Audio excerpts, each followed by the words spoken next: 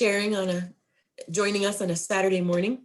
I'm going to talk about some tools that I have found to be useful in teaching online, since all of us, or many of us, were thrown into online teaching without a lot of preparation.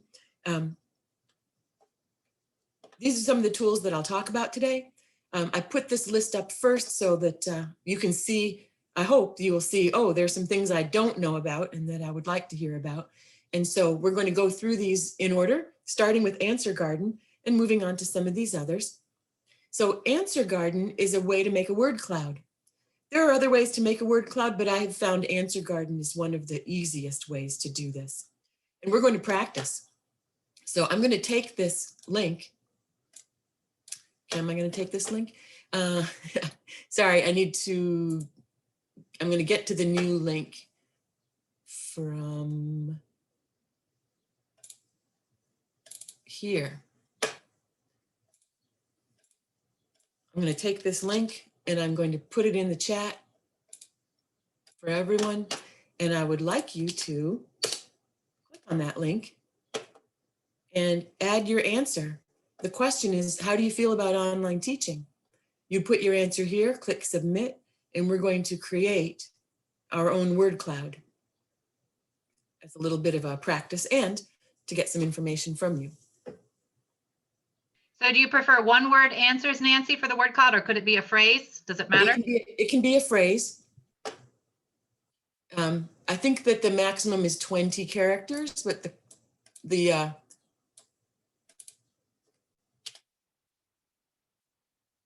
I think that the program will let you know. So I'm sharing my screen. And so every time I refresh, it's going to add the words that people have added. Now, more than one person has said challenging, and that's why it's bigger. This is how a word cloud works. You get the common answers will show up with bigger font. So don't.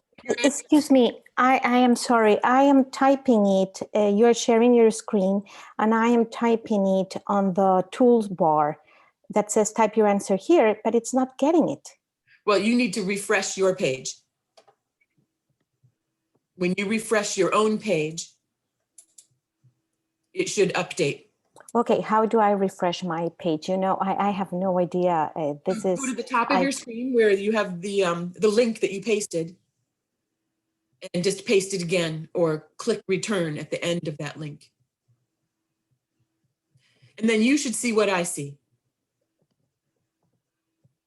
So you'll see a lot of the answers that were given by one person, 2 people, 4 people. So can you see now? Person who asked me the question, were you able to refresh?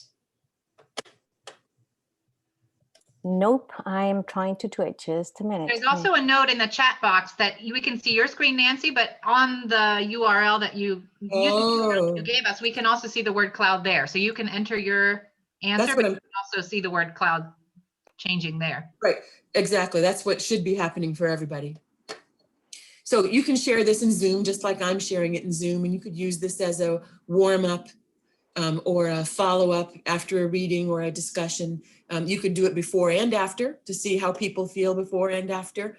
It doesn't have to be a question about emotions, but this one is just an example.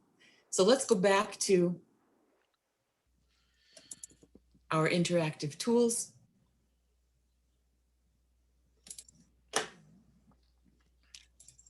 So that's This is called Answer Garden, and the link is answergarden.ch.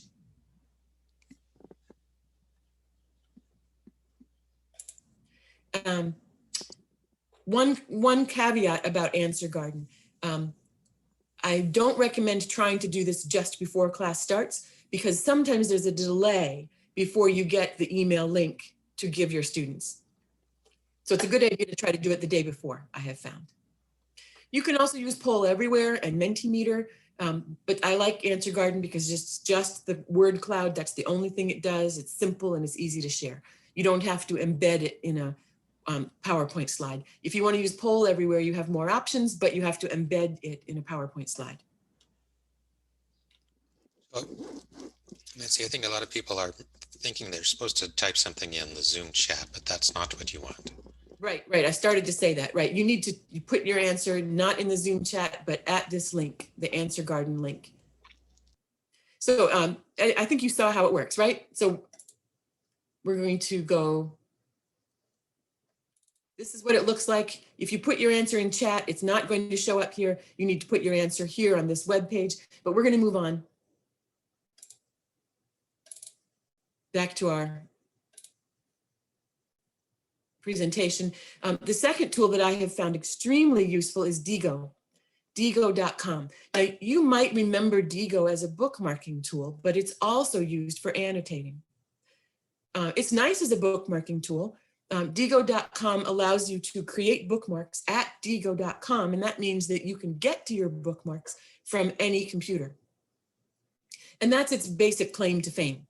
However, you can also use Diigo for annotating text, and I find that to be extremely helpful in an online setting where I want to draw students' attention to things. You can highlight in 4 colors. I'm going to show you some examples in a minute. You can add comments or questions to the things that you have highlighted. You can use it with students and highlight while you're talking, or you could annotate the text in advance, or sometimes I do a combination of both. You can request an educator account so that students can see those notes later after class. There's a similar tool called WATESOL, but I'm used to Diigo. Let me show you some static versions of it, what it looks like, and then I'll show you in real time. So this is color coding with Diigo. There's 4 colors. And personally, this is how I do it. I use green for words that I want to talk about in terms of pronunciation. So I marked this in green so that in class, I can tell students, don't pronounce the T. This is how you pronounce this word. I could, if I want to, also add a little pop-up comment box and explain the pronunciation in words, in written words, but I'd rather just do that in class. I often use the pink to mark text features, either grammar features or words that glue things together or grammar structures that I want them to focus on. For example, the newly hired is something that we had just been talking about in class. It's a reduced adverb clause. What exactly he would be doing is a noun clause, and we had been talking about noun clauses in class. The yellow, something else, don't remember exactly. Here's another static example. Operating expenses are the costs of keeping your business running. So I want to remind students, this little verb be is actually functioning to give you a definition. And so I want students to see that text feature. So I use pink for the text features. I use yellow for the vocabulary words, itemize, mortgage, utilities, promotion. In some cases, like itemize and promotion, I've added a little comment about it. One more example, I can add a comment that goes with this one. I think it just goes with this one, sorry, financial section, and I can make this a task. In this paragraph, find a noun clause. Is it the subject of the sentence or the object of the sentence? Then I want them to find an adjective clause. Which noun does it modify? And I want them to find 2 parallel verbs, subject plus 2 verbs, because these are things that we've been talking about in class. And also it's a way to help make the reading clearer to the students. I use blue, by the way, for phrases. Take stock of is a common collocation or idiomatic phrase. So I use blue for that. One more example, take stock of is to inventory, to account, to assess, and a common phrase that you would use it in, to take stock of your life. And here's another one, get your business up and running. So let me show you in real time how this would work. So here we have how to write the perfect business plan, your step-by-step template. And if students click here, I'm going to move your pictures out of the way. Step-by-step template. A template is a detailed guide. I use yellow for definitions of words. The odds are means the chances are. Founders, ER, people who found a business. The verb is to found. So I probably added some of this while I was talking to the students and not before. So these function kind of as class notes. This is what I was typing as I was talking about that word founders. Here with make maybe you think, we've been talking about hooks. So I asked the students, sorry, you can move it around. What kind of hook did the author use? Because we've been talking about opening up with a myth. something people think is true, but it's not true. That's a very common hook before you get to the thesis statement. And Nancy, can students respond inside this program? No. Okay. They can create their own free Digo accounts if they want to make their own notes. But yes, and sometimes I have to explain that to students. When I ask the question, maybe they think that they can respond for homework, but they can't. They just have to read the question and be ready to answer in class. Nancy, one question. So this tool is great when students write written compositions, and this is a way of correcting their homework, right? I haven't used it that way, but yes, you could use it that way. Good, thank you. If you wanted to do that, you would have to take their homework and turn it into a PDF. Because Digo is used for annotating web pages, but I believe you can also use it to annotate a PDF. But mostly it's for web pages. So for anything online. All right, back to our slides.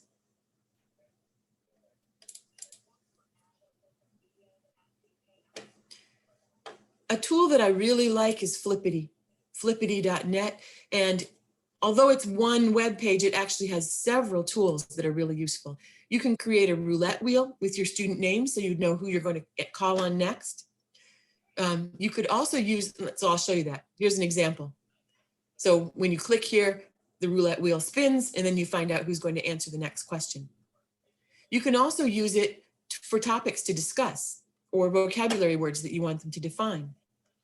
So instead of putting in student names, you could put in the vocabulary words that you have this week. Spin the wheel and say, okay, give me this word in a sentence. And you could have all the students do it in chat, or you could have one student volunteer.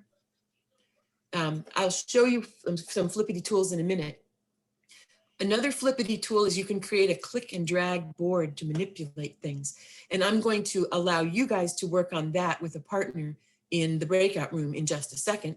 And I'll also show you a Flippity Jeopardy style game that you can use. So there are 4 different things that I'm going to show you in real time now that I've shown you the static version. This is the click and drag. I'll show you in a minute. And whoops, I guess I don't have a picture of all of it, but I'm going to show you now in real time. I wanted to make sure I had the static versions in case something went wrong with the real-time versions. So here, flippity.net, this is what the roulette wheel looks like when I click. And then we know that Abir is going to answer the next question. And although it's something simple, it adds something colorful and the students get all excited and a little bit nervous about who's going to answer the next question. You can also put a wild card in here, especially if, like me, you have small classes. You could also put a wild card in there, meaning anyone who wants to can answer or volunteer can answer. Same thing with the vocabulary words. So you can say who's going to give me a sentence with the word sensible in it, or you can have all the students put a sentence with the word sensible in the chat.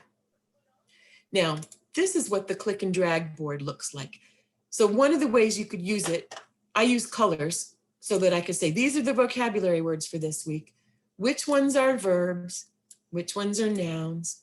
Which ones are adjectives? And then the students will click and drag. Of course, layer could also be a verb, but it's most commonly a noun. Now, step 2, after the students have done the organization of putting evidence here and putting attract over here, then step 2 is which of these nouns are count and which of them are non-count. So there's a kind of subcategory where students would move evidence to the non-count and layer to the count. So I'm going to give you a chance to practice this. I'm going to take this link and I'm going to put it in the chat.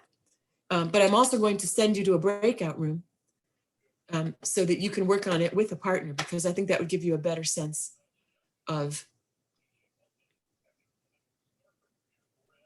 where we're at. So I'm going to stop the share for a minute. Nancy, do you want me to do the breakout rooms? Actually, I don't have breakout rooms. Do you have breakout rooms? I do, yep. All right. So when you get to breakout rooms, you're going to see that you don't have that wood grain in the background. You can put 2 or 3 in a breakout room. Okay. You won't have the wood grain background. You will have a white background, but I'll show you later how to change the background. So to everyone, I'm going to give you the link. You can go ahead and open it on your own computer, and then in your breakout room, one of you could share your screen with the group. And you'll just do the clicking and the dragging, and if you don't have time to finish, that's okay, because the point is just to get a sense of how this works. Okay, and I assume you're all familiar probably by this point with Zoom breakout rooms. I'm going to open them momentarily, and you should see a pop-up on your screen that says you've been invited to join the breakout room. Go ahead and click join. And when Nancy's ready to pull you back, you'll get a 60-second warning. And then if you don't choose to rejoin, you'll automatically be brought back to ours in just a moment. Nancy, you're going to be sent to a room, but obviously you can just choose not to join it. Okay. And during the Zoom, you can still send chat. I mean, during the breakout room, you can still send chats to us or ping me with a question if you have any questions. And if you'd rather work on this click and drag by yourself, you don't have to join the breakout room. You can just look at it on your own. Okay, hang on. I'm seeing a comment from someone saying there's at least 3 I'm people on in my every room. phone, having trouble. Please put me in a bigger group where I can watch. Okay. Okay, you are in a group of 4 at this point, so you should be good. I'll monitor once we go to rooms. If anyone doesn't have 2 people that showed up in them, I'll go ahead and move people around a little bit. And So we'll just do this for a couple of minutes. Okay, I'm going to open them now. To the rooms. The link to the rooms. Here we go.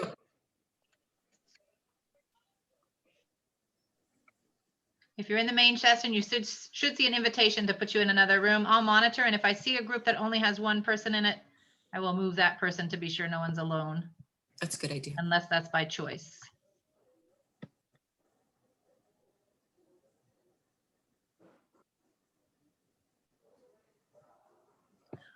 Adam McConnell is by himself. I'm going to give just a second.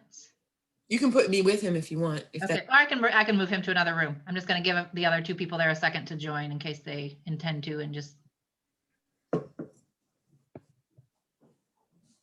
Okay, I'm just going to go ahead and move him to room 8.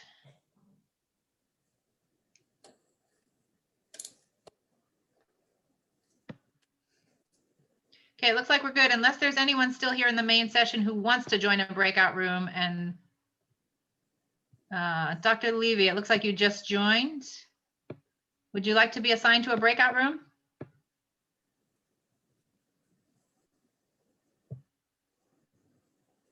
Yes, please. Okay, I'm assigning you now. And Susan Norland, you must have just joined us. I'm going to go ahead and assign you to a breakout room. Heather, you disabled screen sharing. We can't screen share. Let me enable that just now. Hello. Can you put me back in room 1? I had to email someone to get the Zoom link. I was in the WATESOL website, but there was no Zoom link anywhere to be found. Okay, 1 second. Allow participants to.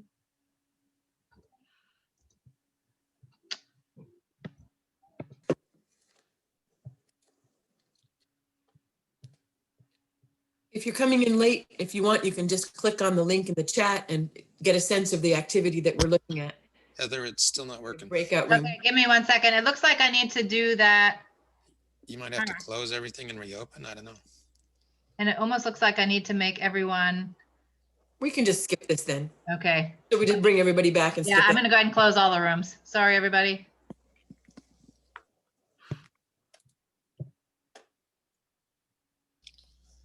Okay, I just closed the rooms. They should have that notification. Okay. So if you're joining us and you weren't in a breakout room, this is what we're looking at. We're just organizing, we're clicking and dragging. Characteristic could be a noun or a verb. Nancy, I have a question. Sure. I like the other activity that you showed us with the Flippity with the wheel. Is there a way to embed it somewhere? Like, can you embed it in a PowerPoint? Can you embed it on a Google site? Or is it just that you have to share the link? Well, you should be able to embed the link in a PowerPoint. No, I mean, I wanted to embed the wheel. No, I don't want the link. I want the Right. Is there a way? I don't know. I think for that, you probably would. There is another website that's similar. I don't remember the name of it, but I can try to find it later if you email me. Okay. There is Yeah, another one with a wheel. that Yeah, I found. I've been looking for different like wheels that I can embed into my PowerPoints Sure. or, things like that, but I haven't been able to find anything that I can embed and move. Right. So I'll send you an email. Thank you so much. So I'm not sure if everybody's back yet. Heather, is everybody back?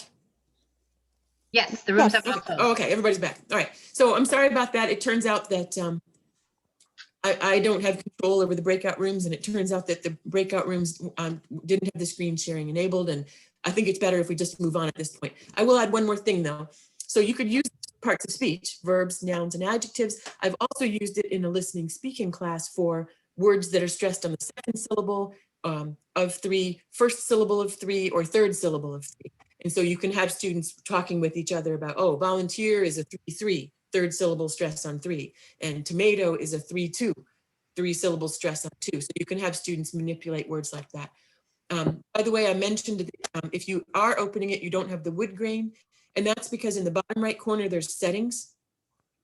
And if you go to settings in the bottom corner, you can change there from the white fridge to other backgrounds. So you could have a Venn diagram background or the world as a background. You can have different backgrounds, but the student, you can't fix it. The students can choose that. But sometimes they like to have that fun and put something different in the background. Nancy, there's a question here in the chat, whether students can use kind of like a Google Doc where students could be working on using the same URL at the same time. Could they be working on the same Flippity board together? They can't, as far as I know, they cannot all be clicking and dragging. One person would do the clicking and dragging, and the other people would just have to use their words to say, no, no, no, move this to the third column. So it would be more of a verbal cooperative thing where only one person can do the clicking and dragging. And on the Flippity site, what is this one called? I think it's called manipulatives. Manipulatives, okay.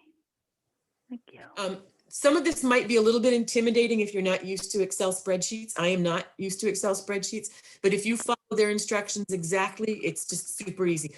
Here's another caveat about Flippity. Because you don't have to log in, because there is no login, you have to remember your own links. They don't keep track of it.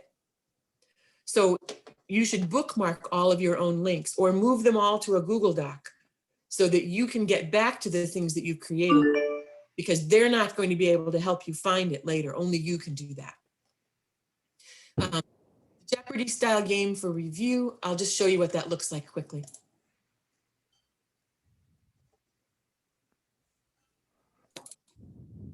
Oh, this is not the right one, sorry.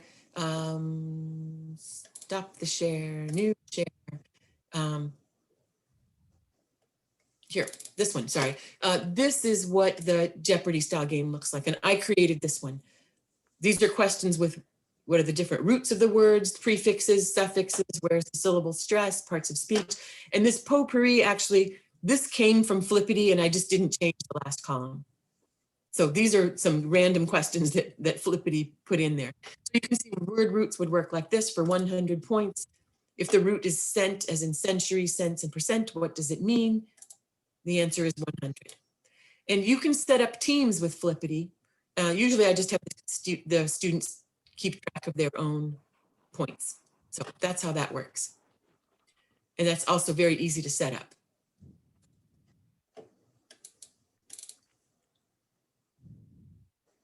Here we have the name wheel, the vocabulary, the drag and sort. Now, since a lot of us are stuck at home and have access to scanners and photocopiers like we used to, if you have a fairly new iPhone or iPad, you can use it as a scanner, and I found this to be very useful. I have a pretty old iPhone. My iPhone is an SE, not the new SE, the old SE, the one that still fits in a tiny pocket. But when I open up my notes function, there's a little camera icon. If you don't have the camera icon, you can't scan. But if you see the little camera icon, you can choose scan. Then you can click to take a picture of an image, and I'll show you in a few minutes what that looks like. You can save the image, and then if you have some books at home that you want to share with students and you have exercises, this is the way that you can scan and share those exercises without going to your office, without going to FedEx. Just use your phone or your iPad. I'll show you an example of how I did that in a minute. Padlet is really useful, and probably some of you have seen that. It's kind of a shared bulletin board. Students can interact.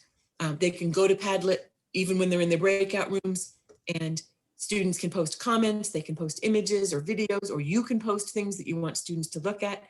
There is a limit of 3 Padlets per person, but there's unlimited editing. So you can just keep recycling the 3 boards that you have if you don't want to pay the $6.99 a month.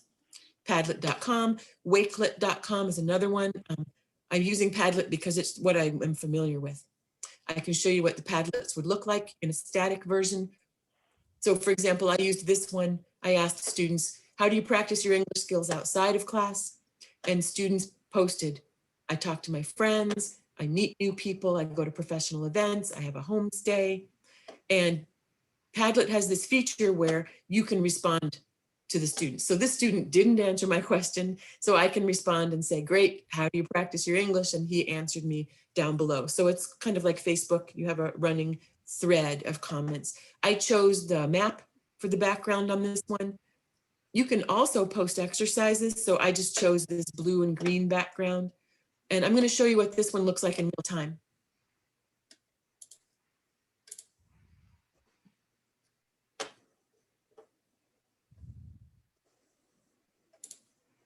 Not that one.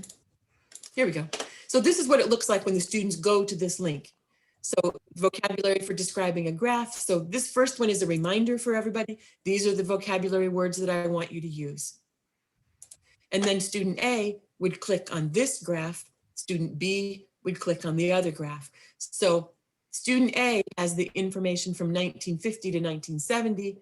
Student B has the same graph, but information from 1970 until today. So what this means is that the first student is going to describe what happened in simple past tense. Student B is going to fill in for the other student the present perfect, what started in 1970 and has been happening until today. So the students can click here, and this is what it looks like. This is a scan from my iPhone. So you can see it's not perfect, but it's a lot better than nothing. It's got a little bit of the shading because the book didn't open completely flat. Student A would be looking at this information, and student B is going to scroll down and look at this information. So that's what the scanning looks like from an iPad or an iPhone.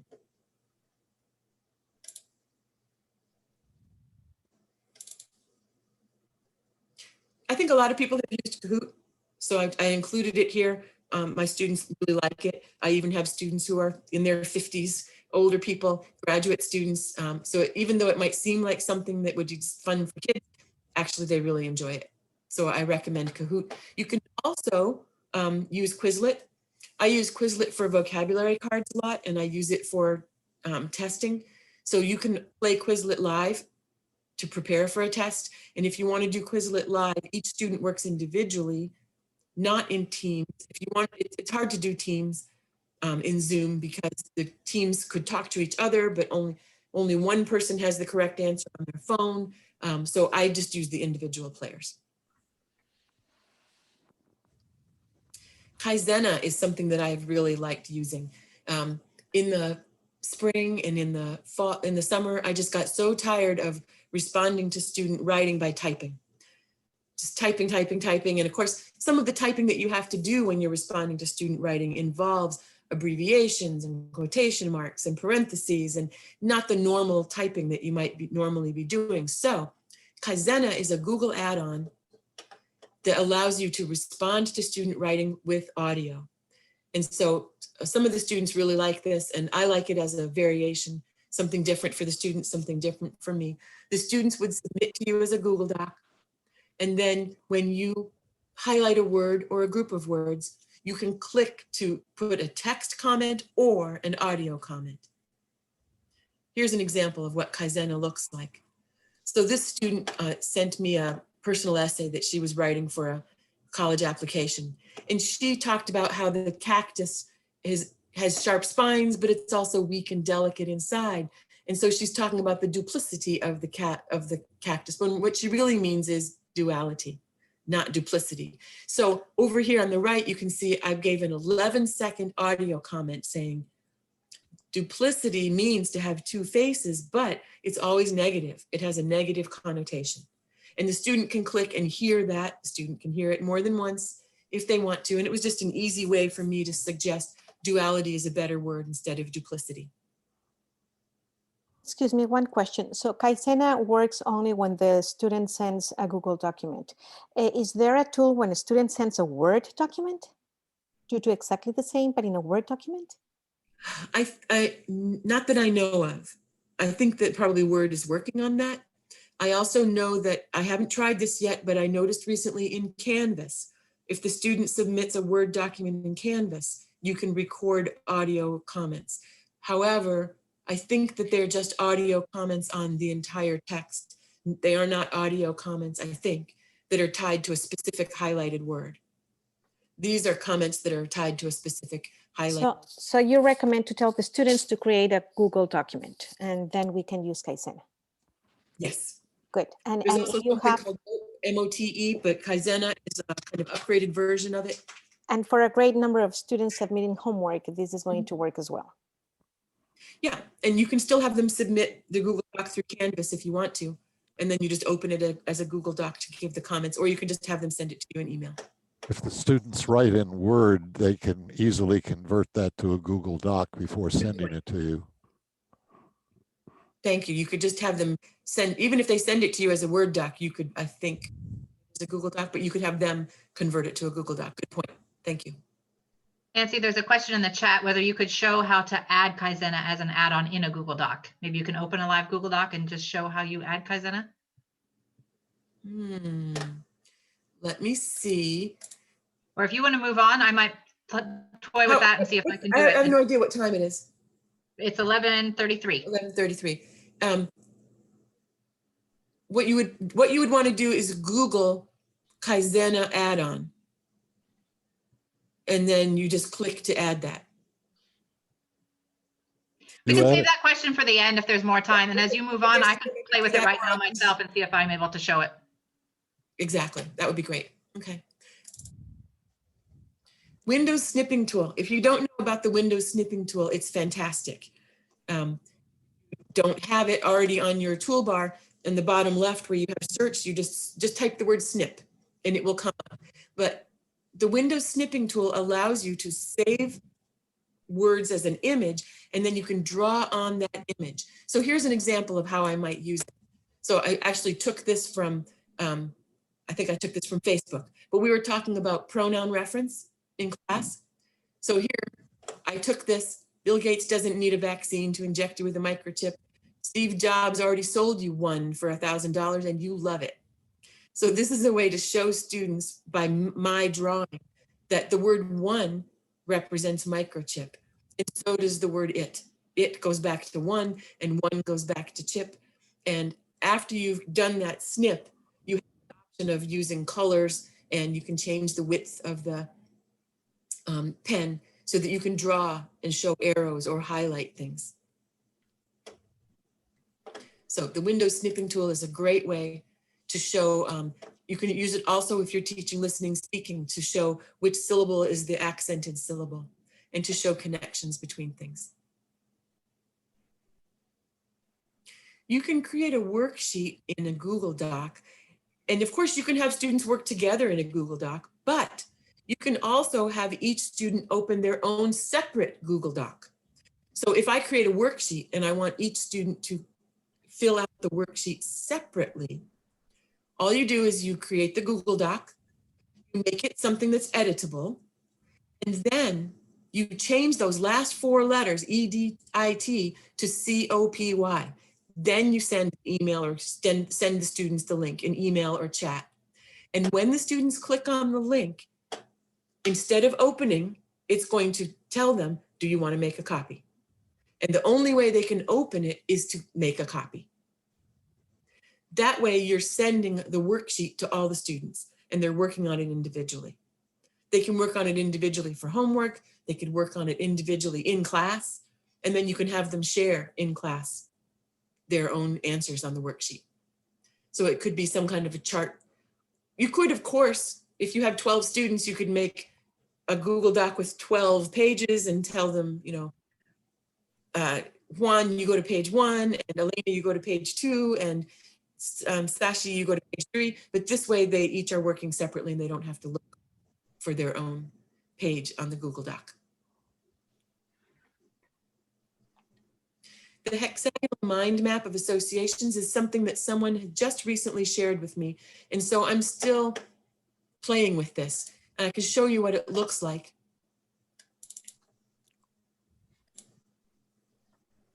This is a Google Doc. And this link, if you paste and open up this link, you can read about how to use this. This is an example that I put together. So one of my students' vocabulary words was prone. So then I added prone can mean horizontal. It's the opposite of vertical. And then I could put an example in here. She lay prone on the sofa.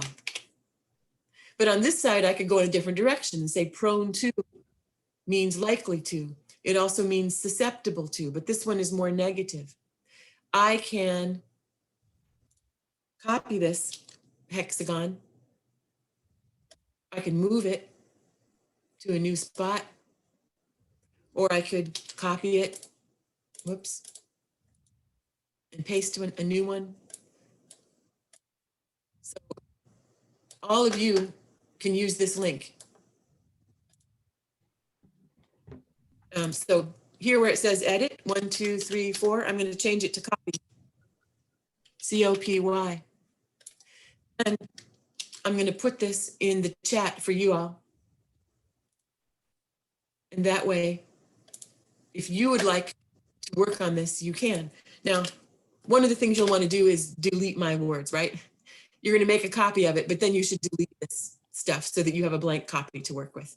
So this is just another way that students can start with a vocabulary word that you give them or one that they want to work on their own, and they can add and move around and add connections to the word as a kind of word study. Nancy, there's a comment there that they need access. It looks like you just shared the link, but can you allow access to? I didn't create this, but I thought with the word copy that you'd be able to get to it, that you'd get a prompt to make a copy of it. Let me open it and I'll play around with that too and see if you want to go ahead and move on. We'll see what we can find and then we can come back to that. I didn't create this. Someone else created this and shared it with me. And he was very generous, and I'm assuming that I can then share it with you. You can't open it, but you did change it to copy, from edit to copy. It is copy, yes, but yeah, yeah, it says the share settings need to be changed. But right, if you don't own that particular example, then I assume that wouldn't work. Maybe I do own it now. Maybe I own my copy of it. Let me see what I can do there. Share. Yeah, and there's a comment here too. Yeah, if you're able to share and allow anyone with the link to edit it. Restricted. Change link to anyone with the link. Done. Now I'll make you I think it's fixed now. It does give the option now to make a copy. Yes, people are saying it works. Okay, good. All right. Back to the PowerPoint. Epic Pen. Epic Pen is another little tool that I have enjoyed using. This is what a static version of it looks like, but this is the actual Epic Pen. Can you see it? Can you see me moving it on my screen? I'm not sure if you can see it. No? We don't see it moving, no. We see a static image of it on the right. Okay, you see a static image of it, but I have the actual tool up and running. And so that allows me to make a pen, and then I can draw on my screen. You can see that, right? No. No, we don't. You don't, huh? You don't see it. That's interesting.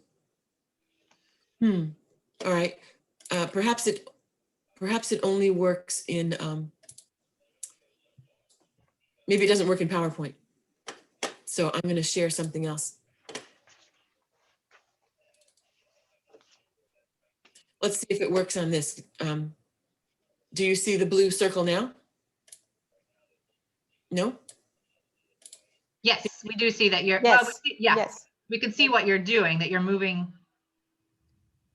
It looks like what we see is you editing the, You don't see the pink circles? no. Oh, huh. Well, it may be that this doesn't work in certain things and only works in others. Let me just open up something.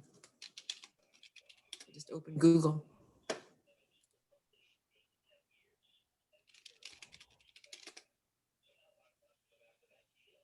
And let me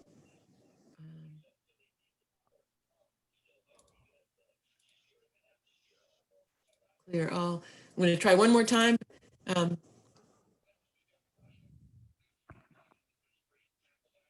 you see my circle now? No? No, we don't see it. Okay, well, that's interesting. I just upgraded my Epic Pen, so I thought it would work. It's basically the same thing that you'd find for as annotation tools. I find the annotation tools in Zoom to be clunky. I prefer the this Epic Pen, but apparently it's not working right now, or not working with the settings. Someone is asking whether you need to share that. I assume they mean from Zoom when you click share screen, whether Epic Pen is a choice. No, Epic Pen isn't a choice. Nancy, I didn't know we have annotation tools in Zoom. Oh, yeah, you do. So I'll show you the annotation tools in Zoom instead then. You can draw like this. Now, do you see my red circle? Yes, we Yes. do. Okay, and you can make an arrow like this.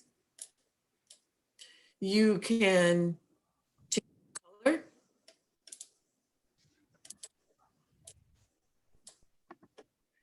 You can use a stamp and put a star on something that you want people to pay attention to. There's something called Spotlight.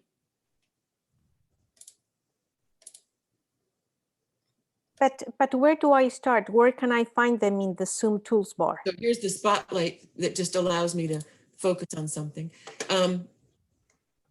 So if you are not the host, you might or might not have those annotation tools, but I think you should. At the top of your screen, you have a little floating toolbar. And that little floating toolbar only shows up when you hover over it. Or you might only see those annotation tools when you're sharing your screen. No, I'm a host, so I have the options. If you look at view options at the top, and then annotate is one of them. Also, Tabitha just shared a screenshot in the chat that should show people how to do that. Oh, good. Thank you, Tabitha. Yes, I found I can see the view options and the annotate. Yes, Okay. we can go through those. So Yes. you can invite students to annotate a document with you. You could say, you know, underline the thesis statement, or put an arrow next to all of the key words in this paragraph. And then you can do clear all drawings, which is useful. So what is the URL for that, or how do you get it? You would Google Epic Pen, and there's a free download. There are some features that you don't have access to because it's free. You can, of course, they want you to pay more to get the other tools, but I haven't done that yet. I'm just using the free version of it. So what that means is that this is your menu on the right side, and you don't have access to all of these things on the menu. Because, or I don't, because I didn't pay for Epic Pen. But here's another important thing. The same thing is true with annotation in Zoom and with Epic Pen. When you scroll, the annotations don't move. So the word that's circled in pink, the word is going to move up, but the pink circle will not move. So what you need to do then is remember to clear all before you scroll. But I find it, There's a comment, someone says they're not able to do it now. I think that's because you're not a host of this meeting. If you are a host, or if you have screen sharing options up at the top, you should have under view options. And again, there's a file in the chat. You'll just have to scroll back a little bit. Tabitha posted that at 11:40 11:44. There's a link there, a file that you can download that shows how to do it. Okay. And it looks like some of you do have the option because I Some see it people do happening that right because now. we see the scribbles on the screen, exactly. So I'm going to, again, clear all the drawings. You can also do a text box as Christine Lee has. I can do it. Okay, so you don't have to be a host to do it. That's obvious now that we're seeing other people do it. Right. There is an alternative that I'm just beginning to explore, and that's called Cami. And Cami is another Google add-on. And it means that you can open a Google Doc and have annotation tools. So it creates a kind of, on the left side of your screen, it creates a little menu that's very similar to Epic Pen, where you can highlight something and choose the color and choose the thickness of your pen and do some drawing right there on the screen. By the way, if you want to go old school, if you really miss having a whiteboard, I'm going to show you what I did with my dining room cabinet. Can you see the white part of my, sorry, of my dining room cabinet doors? Just in the left corner of your screen, we see it. Right in the top corner of the screen, you can see that for $11, I bought some decals. I bought decals on Amazon for $11 that turned my china cabinet into a whiteboard. And then it's just erasable. And the $11 came with a couple of pens and an eraser. So if you want to go old school, you can also do that. I'm going to click to clear the screen again and clear the screen here. Clear all drawings. Okay, which of these tools will you try first? And so I'm going to give you another Answer Garden link. And here are the 11 tools that we've talked about. I'm going to give you another Answer Garden link in the chat so that I can find out.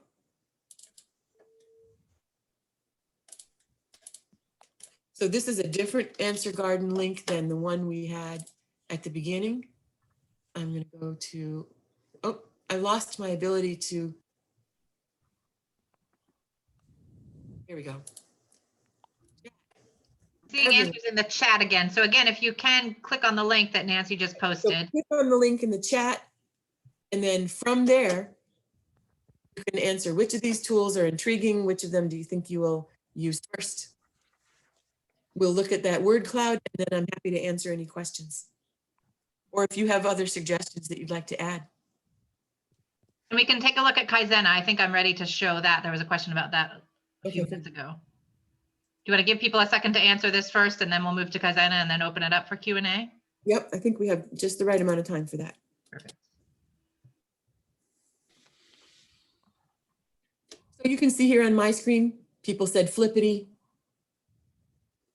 Flippity as a discussion tool, flippity.net, flipping. So Flippity has about 20 different tools. So I only showed you 3 of them that I've been using, but there are others that I'd like to explore. But as I said, don't forget that with Flippity, you have to bookmark and keep track of your own links, because Flippity won't keep track of them for you. And you don't want to have to reinvent things later when you can't find them.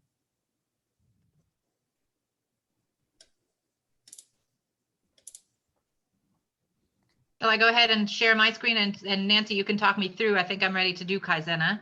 Sure. So here's the Kaizena app. I'm going to do add to Chrome. Actually, I think it may be a Chrome add-on, not a Google add-on. Okay. Kaizena web app.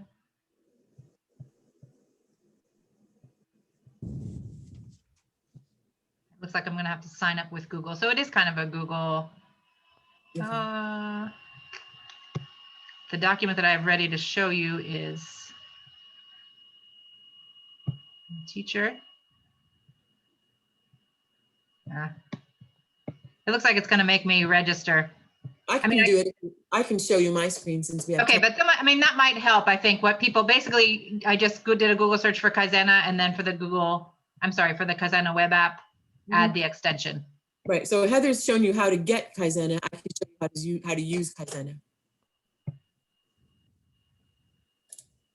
You want to take a moment to do that, Nancy? And then we've got 9 minutes. So if other people have questions, you can post those in the chat or go ahead and unmute yourself and speak up. But let's do the Kaizena question first. Well, the thing about having to register your school, I tried to get into Pear Deck recently. It was the same deal. I had to name a school. They didn't have the school where I work. So can you get into these things without naming a school? Is that I think you probably can. I just didn't want to take the time to do that right at this.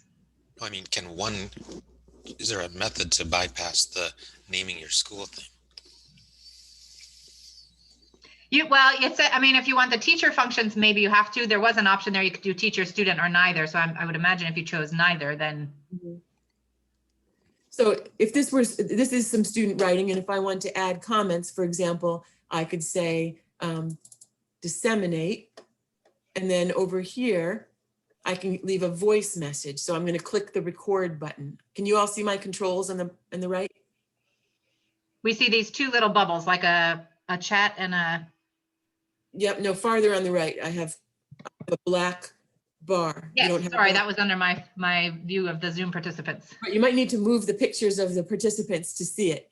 So I highlighted the word disseminate, and now I'm going to leave a voice message. Disseminate is almost always used for information or news. So now the student can go back to this document and they can click and they can hear my comment. I'm going to replay my comment. Disseminate is almost always used for information or news. So I could leave a comment like that, or I could leave a comment saying, I really like the way that you supported your topic sentence here with these 3 examples, but I'm not sure that example number 3 is the most persuasive one. Maybe you could find something else. Right? So instead of typing all of that, I can do it more like a conversation and give students feedback, positive or negative. Some students like it, some students don't.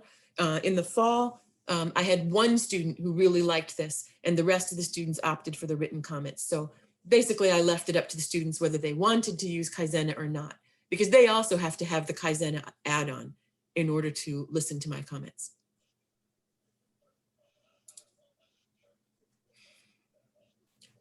So those are the tools. There are 11 tools, including Flippity, but as we said, Flippity has about 20 different things that you're welcome to look at. If anybody has questions or would like some specific links that you missed today and would like me to send them to you in email, I could do that. If you want copies of the Flippity charts, I could send that as well. Do you want to maybe type your email in the chat, Nancy, so that people have that just in case? Sure. That's a good point. We still have a couple minutes for questions, but as people are thinking, we are recording the session. And Tabitha, am I right that that will be posted on the WATESOL website? It'll be posted on the WATESOL YouTube channel, which I'll share a link to our YouTube channel in the chat. So if you feel like things went fast and you want to go back and review what Flippity was or what one of these was, you can access the video. You can access the video. You can also email me. I just put my email in the chat. I'm seeing lots of this was wonderful. This was helpful. Thanks, Nancy. I'll second that. Any questions? Tabitha has just posted the YouTube channel in the chat. The video will be posted there.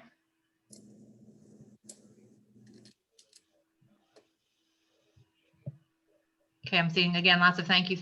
I don't want to cut people off if people have questions. We still have 5 minutes, but if people before people start signing off, I want to apologize for the breakout room not being able to share your screen. That was my fault, not Nancy's. We're all learning as we go and learning to show each other grace as we try to teach online. And there's a quick announcement from Tabitha before we go. Can I raise just one thing? Yeah, go ahead. Sure. Just in terms of absorbing all of this, I can sometimes feel quite overwhelmed.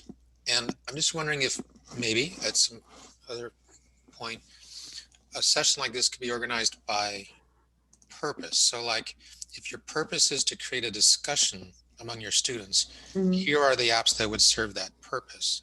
I think I might remember and absorb it better if it were organized by purpose Sure. rather than by tool. Mm-hmm. Sure. That's a good idea. You should do that, Mark. That was going to be my suggestion. We are still open for new webinar ideas for the rest of the spring. I mean, we have a lot set up already, and Tabitha will tell you about that, but we're welcoming new submission ideas as well. That's a good idea. I first put this presentation together for professors at Georgetown who were teaching not just languages, but all different kinds of subjects. But now that I have an audience of ESL teachers, right, we could make it more specific. All right, so I did just want to take a moment to let you all know that we have about 10 more sessions scheduled throughout the spring. You can find all of that information on the WATESOL website. And our next session is going to be Tuesday, March 2nd from 3 to 4 p.m. Noni Bell and Phil Rice from University of Delaware will be presenting on the topic Win-Win, Student-Generated Materials to Increase Engagement and Adaptability. So they'll be discussing ways that you can use student-generated materials for assessment, extension, and reflection. And you should be receiving the registration link for that webinar if you're interested later this week. Thank you, Tabitha. And I saw lots of thank yous to Nancy in the chat, a couple of thank yous to me. We should really be thanking Tabitha as well, because she and Glenn Habershaw, who is here or was here, are the PD chairs currently on the WATESOL board. So they've done all the work behind setting up this spring webinar series. And it's off to a good start, I would say. So thank you so much. Thank you for joining us. Hope to see you at another one soon. 2 minutes, if anyone has a question. Otherwise, I think we'll go ahead and say goodbye and enjoy the rest of your weekend. Thank you so much. Thank you, Nancy. Thank you, Tabitha. Thank you all for joining us. Thank you, everyone, for your attention and for your good questions. Take care.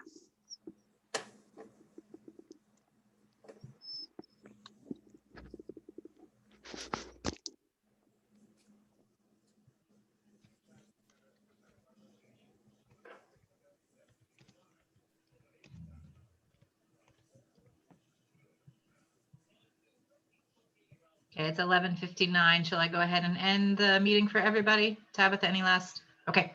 Thanks again, everyone, for joining us. I'm going to sign us all out. For your help. Everybody, well done, Nancy. That was great. Yes, thank you. And my timer just went off. Thank you. Perfect. Right Tabitha, on just to time. make clear, there's nothing I need to do other than just end the meeting, right? For the next person to be able to host using this same room. Nothing you need to do. Okay. I'm Just going to end end. the meeting, and the recording should be up to the cloud. Yep. So Jesse will be able to send that to us Okay. in a few hours, probably. Bye, everyone. Bye, everybody.